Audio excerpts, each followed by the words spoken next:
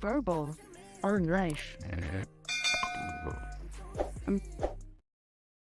Marshawn has, I think he has really done a good job in terms of keeping that courtroom together. I spent this morning speaking to someone from the Manhattan District Attorney's Office. They're called street fighters. He believes that they will recommend a 1-year term in prison. And that is because when you spend a year in prison in New York or under, you serve in Rikers Island. Okay? Also,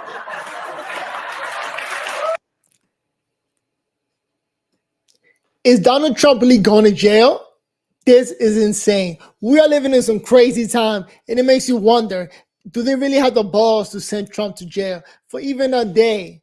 Because right now they're looking into the removing Secret Service off of Donald Trump, and this is unbelievable. But welcome to Verbal on Life. My name is Noel, battling MS, and I just got to put my opinion out there about what's going on with the president. Well, President Trump. That they really doing everything. They're going above and beyond the Call of Duty just to get this man off of the ticket so he doesn't run for president and spill the truth. But let's keep listening to see what she says, because this is unbelievable.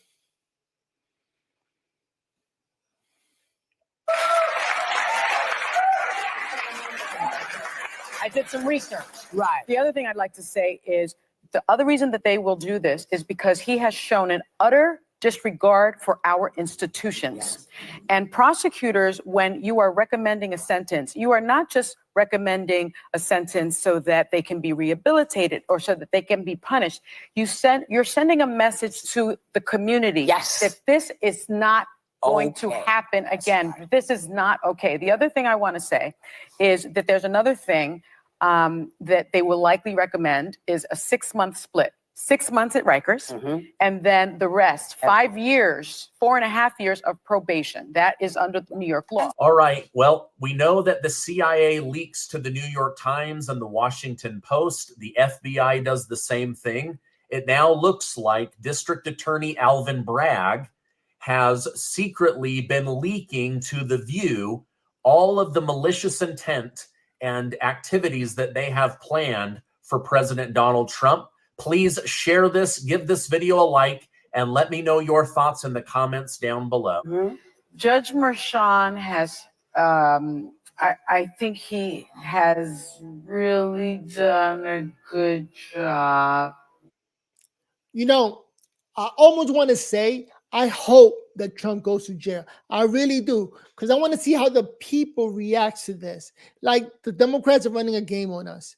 They're really using the law against regular people who don't really know the law like that.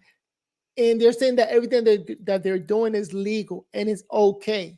So if they take Trump to jail, I really want to see the people just rise up and say something, be more verbal on life and talk about it. Because putting an ex-president in prison, it's insane. And I hate the fact that Biden gets away with so much. And I hate to point it out, but talking about forgiving student loan. First, they said that it's impossible for a president to do so, but yet Biden said, you know what, I'm going to do it and gets it done. Like, he looks at the law and works around it to get it done. Illegal migrants, he just closed the border so there's no more than 2,500. And he always had the power to do it, but yet used politics to keep the border open to everybody. Now putting a limit to 2,500. How about putting a limit to 0? Okay, so the last thing is sending the president or the ex-president Donald Trump to jail. Not even for a day. Can you imagine that man walking into Rikers Island with no Secret Service? We just got to say something. We have to speak up. Some experts are saying that it's not possible. It's not going to happen. But yet you just heard The View talking about that it's going to happen, that they're actually planning on it already. And it will shock the world. Right now, the only positive, or there's 2 positive things that Trump got on his side, which is abortion and saving democracy. They keep scaring people, telling them you're not saving democracy, but it's all fear. And unfortunately, some sheeps still believe that. Like, check this out. Well, it's all about the election. We know that. And look at these new Fox News power rankings polls that we've got. It shows Trump is leading Biden on most of the key issues, Newt, ahead of the November election. Voters think Trump will handle crime, foreign policy, the economy, the border better than Biden. But Biden leads Trump on abortion rights. And this is a good one. Look at this. He beats Trump on protecting democracy. That is really a head scratcher there to me. Trump's campaign and the Republican National Committee, meanwhile, launched a new Swamp the Vote USA initiative. This is encouraging Republicans to, quote, use every appropriate tool to beat the Democrats, including early voting, mail-in ballots, absentee ballots. This is important, Speaker. And to hear Trump encouraging all of this is also important. Early voting, starts in September. Look, I'm very, very happy that President. He's plus 12 on abortion. Abortion is not a federal thing. Trump talking about saying it to the states. It is a state issue, not a federal issue. But here we go. Biden is winning on that. We got to get the women to go vote for Trump. President Trump has embraced the idea that you have to win under the rules as they exist. And the fact is that early voting matters. Republicans as a goal should try to win the vote on the first day and the second day and every single day. I think the president has shown real leadership in trying to shift the entire culture of the Republican Party, which historically liked to vote on Election Day. But we learned in 2022, you can't give the Democrats the first 6 weeks of voting and then try to play catch up on Election Day. And I think what the president's doing, every Republican and every conservative should take note. We want to vote early. We want to vote in every system that's available. And we want to make sure that if there's a drop box or there's any other kind of ballot, that we are monitoring it. We're making sure that only legal votes count. So, yeah, this is the most important election of our lifetime. Everybody needs to start voting in September. Start sending in your tickets because it's November 8th, but all the mail-in ballots are going out in September. Insane. And we're making sure that the system works. This is a huge undertaking to protect democracy. You know what? I think Trump got the money to set it all up. From a Democratic Party, which has routinely cheated and which will cheat again if it can. Well, I mean, what about, proof of citizenship to vote? Would that materialize in increasing numbers of states? I mean, I don't understand this, adamant position that Merrick Garland has taken. He says we're vowing to fight voter ID. Why? Well, because they don't want you to. It's pretty obvious. If you actually get to identify the voters, you shrink the potential voters to people who are legally voters. Wow. How can you vote without an ID? To me, that sounds crazy because how about you go vote, right? You go over there, you make your line, you get to the front of the line and just vote. How about you go around to the back of the line and do the same line again? Just put on a hat and some glasses. No ID required. You could keep just voting over and over again. You pay somebody $100 and they're going to just keep voting the same over and over with two different names. Sounds insane. And they're counting on they're counting on voting illegal aliens. They're counting on voting people who aren't registered. Yeah. And in some places, they're counting on voting them 3 or 4 times. Well, look, Hunter Biden's federal gun charge trial set to resume in about an hour, less than an hour in Delaware. FBI Special Agent Erica Jensen is returning to the stand for cross-examination. She was assigned to the case last year to link Hunter's drug use to the time that he bought His wife looks pretty. the firearm using his book and bank records showing Hunter withdrew massive sums of cash. Prosecutors are introducing a federal firearm form. They did so yesterday, which asks if the gun buyer used illegal drugs. Hunter's form is marked no. His infamous laptop was also brought into evidence. Politico is reporting that Biden and his family were involved in brief discussions early in the term, in Biden's term, about not seeking re-election to ease the burden on his son. Speaker, I want you to give me your take on this. You know what? I'm not going to think too much about the Hunter Biden situation because that's the president's son. And we all know the president got pardon powers. So he could always pardon his son. And that's it. Sure, find him guilty, send him to jail, and then the president just got to come out on TV and says he's pardoned. Not even come on TV. Just do it behind closed doors. You don't have to go to jail. Because why would you send your son to jail? Or why would you let your son go to jail? But we live in some crazy time, and we're going to talk about it. Again, if you're still watching, welcome to Verbal on Life. My name is Noel, battling MS, and I hit the 10,000 subscriber mark. Insane. Woo! Thank you, all you guys who subscribed to the channel. We up to 2,100 already. Insane. Never in my lifetime did I think I was going to get this high. But now that I have this microphone and this voice, we got to voice our opinion out there without having any fear. A lot of people are scared into voting for Democrats. Like, I already have friends telling me that we got to vote for Biden because of democracy, because we're going to lose our food stamp. We're going to lose our welfare. We're going to lose this, that, like small, stupid things that I'm like, forget welfare, forget food stamp. We need Trump in there to lower gas prices, to lower groceries, to help out the country and get rid of this fraud election cases, or to get rid of, what's it called? Just cheating, by winning by cheating. But hey, I am back to streaming. Last week, no, this Monday was today's Wednesday, 3 days ago. I had to go to the hospital, so I wasn't able to record over the weekend or yesterday. I've been recovering. So thank you, those of you who sent out your shout outs. But I went in for my MS treatment, Ocrevus. Shout out to Ocrevus, keeps me on my feet. And now here we are. I could go back to recording, and I'm going to try to record more and more messages out there, okay? But wanted to start off with this one. The fact that they're going to put Trump behind bars, or they are planning on it. And you know what? I'll say this much. I wish they would, because I want to see how the country reacts. You know, I want to see more people coming out to favor Trump. Like, are you serious? You're putting in jail the most famous person on this country, in this United States, in this country, and you're going to put him behind bars? What are we doing? Ultimately, this is what I hope also.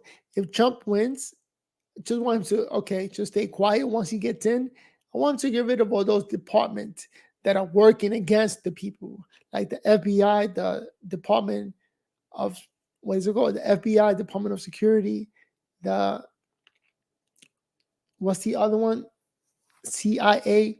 I hope he gets rid of them or reassigns them to do something else instead of spying on Americans and destroying us. But all right, I think I spoke for too long. Let's keep watching videos and see what else. And also, here's John Ratcliffe with me on Sunday, connecting the dots of this laptop introduction as evidence. Watch this. Well, Maria, you already pointed out the irony of 4 years after the Trump administration officially told you that Hunter Biden's laptop was not Russian disinformation, the Biden administration, through their Justice Department, now has to authenticate that laptop in the case against Joe Biden's son. The irony there is rich, but the most important thing is this, Maria. By authenticating that laptop and acknowledging that it's true, what are the consequences of that, right? Because what Alvin Bragg said and what the White House has now endorsed in saying that this was a legitimate conviction of Donald Trump was Alvin Bragg said the crime here was that Donald Trump hid damaging information from the voting public during the 2016 presidential election. So what about all the people that hid damaging information in the form of the laptop during the 2020 election? Newt, I think John Ratcliffe makes a great point here. Okay, here we're talking about Trump. He just got convicted because apparently he wrote something in the legal books called legal expense, and they're saying that he was hiding information from the public. What about all these efforts to hide everything before elections? You had 51 intelligence officials signing their name to a letter that Anthony Blinken created. How come he's not getting charged? What about Joe Biden and Hunter Biden? I mean, he makes a really good point. Look, I mean, what you know, and this goes back to what I said at the very beginning. Joe Biden's career is lies. He routinely lies. We don't know if Hunter gets off because he's in Delaware and the Bidens basically own Delaware.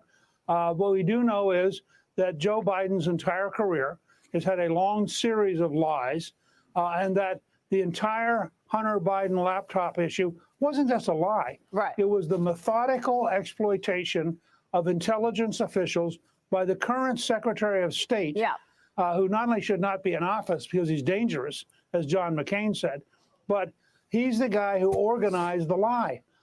It's astonishing, and historians will look back at the degree to which the Biden administration was founded on lies, sustained by lies, and is now trying to destroy its opponent in a way that violates the Constitution. I mean, it truly is astounding. Real quick, before you go, do you want to say anything about this lead story in the Wall Street Journal today? And here's the headline. Behind closed doors, Biden shows signs of slipping. Participants in meetings said the 81-year-old president performed poorly at times. The White House said Biden is sharp and his critics are playing partisan politics. Lead story in the Journal today. I think every American looking at Ukraine, at Gaza, at Taiwan, and realizing that our foreign competitors are watching a president who's so weak, so confused, and so uncertain. This Biden makes the world dramatically more dangerous. And you know, okay, some people are saying that it depends on what news you watch. That news skew your belief, right or left, Republican or Democrat. But you know what? Looking at the news in general, it's hard to not see the obvious things like the border is open, like the Hunter Biden case, like the Donald Trump case. Like, how can you deny what your eyes can see? Insane. People just want to say, no, it's right leaning, it's left leaning. No, it's what you see. It's the obvious truth. And as a matter of survival, I think Americans have to replace him. I think this is way beyond politics. Yeah.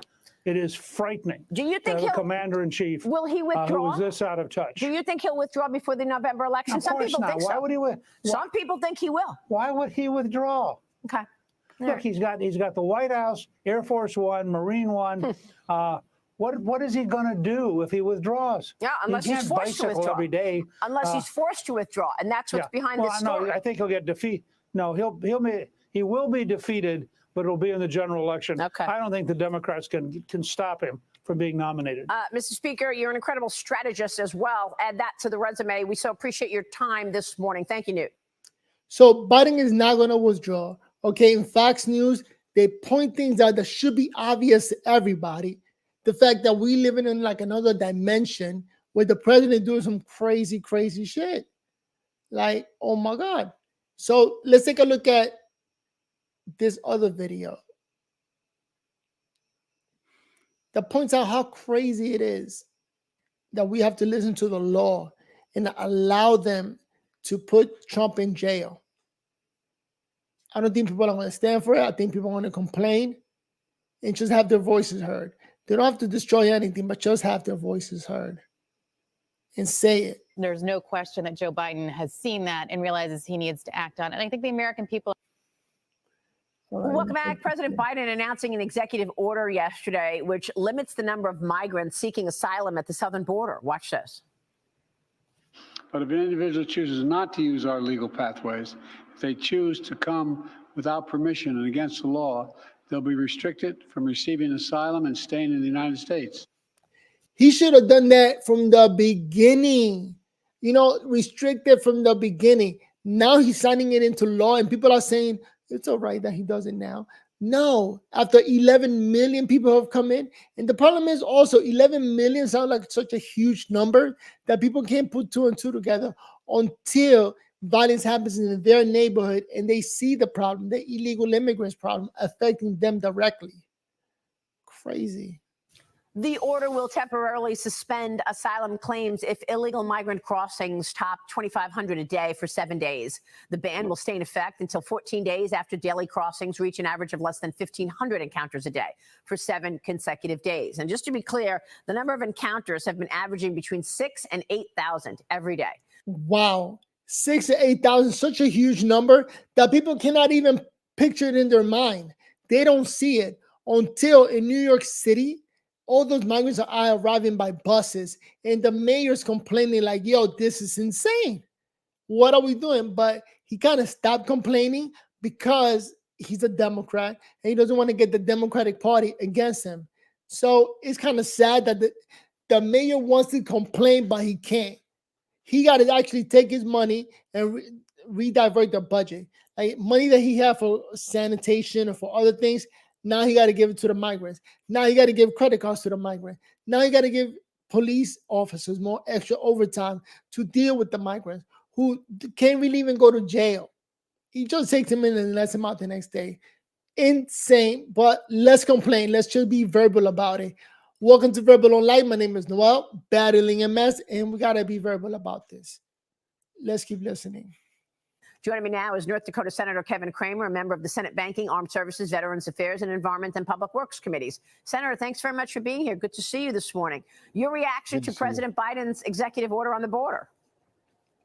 Well, as the saying has been used many times this week, too little, too late. But Maria, the first thing that strikes me about it is that by doing this EO, he's admitting that he could have done something about the border for the last 3.5 years and chose not to.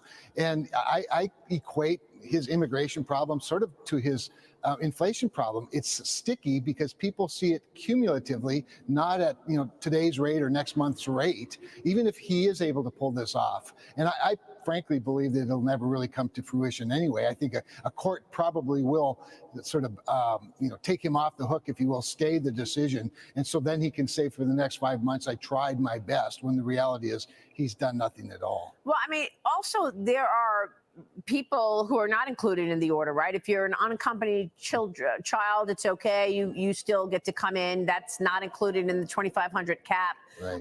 If you claim that you are if you're a child, you could come in. Insane. Victim of severe trafficking. There are all these other areas where I think this could probably be misused. Is that not right? That's absolutely right, Maria. And there's a loophole for every rule. And in fact, in some cases, he has 2 or 3 loopholes for every rule. So I don't think it's, first of all, a serious effort at all. He's irredeemable on the topic, in my view. Again, for 3.5 years, you welcome 10 million people in here illegally. Many of them turn out to be violent criminals, human traffickers, drug traffickers. We know all of the problems, including the costs. And then he comes up with this very minimalist sort of executive order that really isn't as minimalist as it appears on the surface, just trying to market himself back into redeemability, like I say. So the president does have power to help out with problems. This border problem is a problem that the president could help out more than what he's doing now. Look at the limit, 2,500 with loopholes so people could lie and get around that. He does have the power, so I don't want to hear it. As a matter of fact, this is one of his main powers of closing down the border, but he's choosing not to. Come on now, how can you vote for this guy?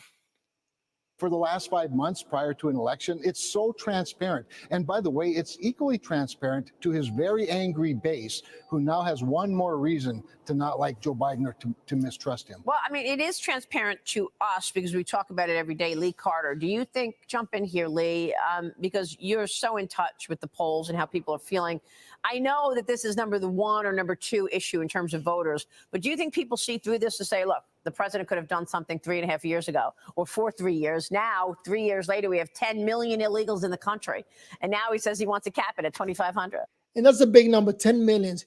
And again, the only way people are going to recognize this number is when it starts affecting their community, right? You getting out your building or coming outside your house and seeing bums on the street or illegal migrants sleeping outside your house.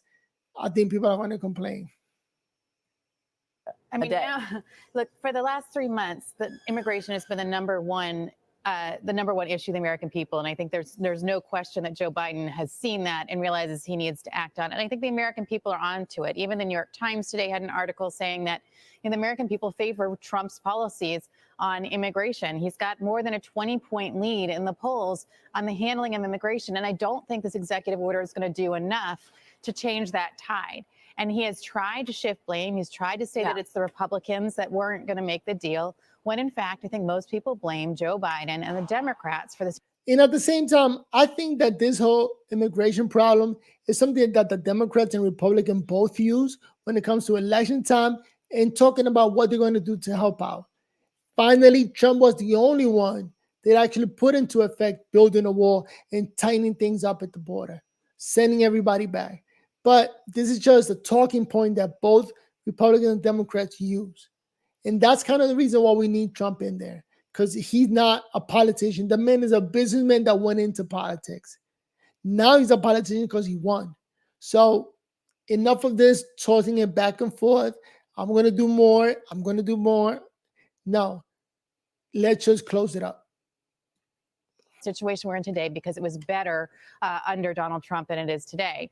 And I think when you look at this executive order, a lot of people have questions. What does 2,500 mean? What is the magic of 2,500? Right. Are people going to suddenly appear? Do we have the infrastructure suddenly to deal with it at 2,500? How are we counting? I mean, if we know this many, it's absolutely, there's so many questions. It seems absurd. It seems weak, frankly. I mean, and I don't think that it's going to change the tide for. Again, this is just politicians talking. People got to wake up and demand better. Okay. And one of the ways we're going to do this is by changing the political party, right? Putting Trump in there and putting his, whatever he wants to do, putting it into effect. For him on immigration, the way that he really needs to change the tide. Senator, if you're talking about 6, 7, 8,000 people a day, how are you going to do anything and have a cutoff point to 2,500? I mean, where are all those people going to go? Well, it's a very important point that you make and that Lee makes, because those are the questions. And by the way, people aren't going to notice a change anyway. Even if there was a way to measure all of that, a way to like shut the gates suddenly and say, okay, you know, no more today, we're shutting down. They don't have the infrastructure to process the numbers that they're trying to reduce it to, much less the much greater number that it will really be. Yeah. And again, I get back to my cumulative issue. Those 10 million people are still here illegally. Some of them are being arrested on a regular basis for violent crimes. That's right. Because they're living in sanctuary cities. These problems aren't going to go away in the next 5 months. The only thing that you may see is that the message gets out a little bit around the world that, he's reducing things a little bit. Maybe we're not as welcome as we are, because that is part, I think, of the draw for people, and is his own rhetoric. Well, but I think it's very minimal. We just reported about the illegal who came in through Eagle Pass last year in July and just shot 2 NYPD officers. We also know that the person who killed Laken Riley was an illegal. I mean, you're seeing a real impact from this across the country. But that's not the only issue that voters have a problem with. President Biden's green agenda is also under fire. 20 Republican governors are demanding that the administration, quote, deregulate and reform American energy policy. The group writing in a joint letter, quote, to address these concerns, we call on you to pause the rhetorical and regulatory hostility toward traditional energy. Meanwhile, Senate Democrats are on the other side. They're demanding the administration go after big oil and gas executives because of a rise in gasoline prices. See, they're good at that. Just writing letters, writing tough letters, asking for things, demanding things. But it's just a letter. You know what I mean? It's like, what is Biden doing? Just taking these letters and throwing them in the garbage and ignoring them altogether? This is all they got? Really? Tough talk. Senator Chuck Schumer, along with 22 other. And then they talk that it means a lot, but really, unless we see action or something happen, it means nothing. Democrats sent a letter of their own to the DOJ, accusing top U.S. oil producers of price gouging, Senator. I mean, the market is a global market. Who's price gouging? It's a ridiculous notion. And again, speaking of transparent issues, suddenly 3.5 years into the Biden administration, he's going to blame oil executives for his policies. Listen, the economics 101 lesson of supply and demand, supercharge the demand with free money and then restrict the supply with overregulation, is a very basic concept that most Americans know well enough to know that this is not somebody else's fault. Again, it gets back to when you think about the electoral piece of this, and I think Lee was sort of alluding to this. We all have had experience of 4 years with Donald Trump and 4 years with Joe Biden. That's Joe Biden's worst nightmare. All the red. It is obvious. Look at that. Energy prices are up. Gas prices up. Electricity, utility, fuel, everything is up. Like, this is so apparent. And I think people got to keep getting reminded of this. Crazy. Rhetoric and schemes in the world are not going to change what people know by experience. Low inflation, peace, prosperity, a secure border, geopolitical strength versus what we have today. Pretty basic for people. Well, I mean, there's this new survey, and it finds nearly half of Americans are hesitant to go electric. 46% say that they're unlikely to purchase an electric vehicle, Senator, and yet they're pushing these electric vehicles down our throats, and also a lot of the components are made in China. So why are we BSing everybody that we're trying to get? Like the government, they're not a company, right? They don't know how to build anything for people. So they should stay away from EV cars. Like I own an EV car myself. I love it, but that's my choice. You get a choice. So the government got to stay out of this. Look at this mandating people to buy electric cars. It's insane. Supply chains out of China, when in fact he's doubling down on them here with this move into EVs.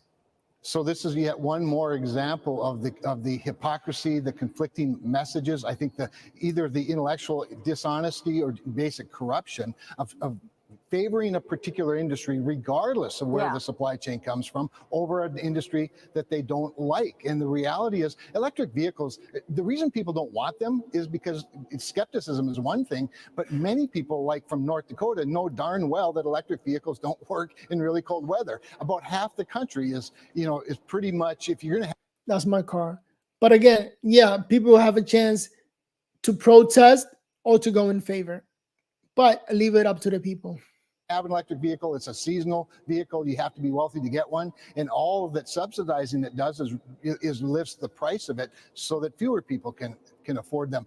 Not to mention, by the way, they come out with this regulation a couple of weeks ago, the Federal Energy Regulatory Commission, which wants to federalize the entire grid in hopes that somehow that's going to be the magic bullet while they reduce the generation capacity of our country. It's so upside down and such chaos that again, it's an irredeemable issue. When you look at the automobile industry and you look at the manufacturing, you look at the consumers, and of course you look at the dealers in the middle, they know what they want. And I think the hybrid format has worked quite well. It has naturally worked into the supply chain. The government is not a private company. They should not be in the business of telling people what to buy, what to purchase. EV cars are not. EV cars are great. I got one, but they're not for everybody. People should have the choice. And into the market. Markets really do work if you let them, and these guys are just completely manipulating them. Has the support for President Trump in the House and Senate decreased since the guilty verdict? Oh, just the opposite. I mean, it is, we've really seen the very, very dark side of the weaponization of our justice system in New York. And, I can think of a couple of senators that I won't name, but whose support for Donald Trump, it's not so much more support for Donald Trump as it is support for a change in the weaponization of our justice system. And that comes in the form of one Donald Trump. And so it's hardened his support, in my view. All right, we will leave it there. Senator, it's good to see you this morning. Thanks so much. So what do you think? Do you think they're going to lock up Donald Trump? It will be great. It'll be a first, because Donald Trump is full of first time. First time in politics, first time going to jail, first time getting a booking picture, and now first time a president, ex-president, is going to Rikers Island. So it might just happen. You know what? At this point, I hope it does, because it'll get more people to vote for him and get more people on his side. And that's why I want him to go to jail. I want to see if the Democrats will go that far. It will be insane. But again, welcome to Verbal on Life. This is Noel, battling MS. And I just wanted to put it out there because we are living in that time in life. Locking up an ex-president. Let's go. Verbal or life.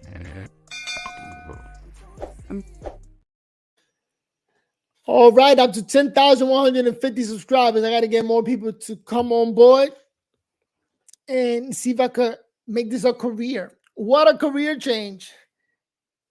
I used to be a public employee, a government employee, a state employee, and now I'm going private, working for myself. Let's make it happen. And let me get out of here and see how this video looks. Let's check out the audio. All right, peace.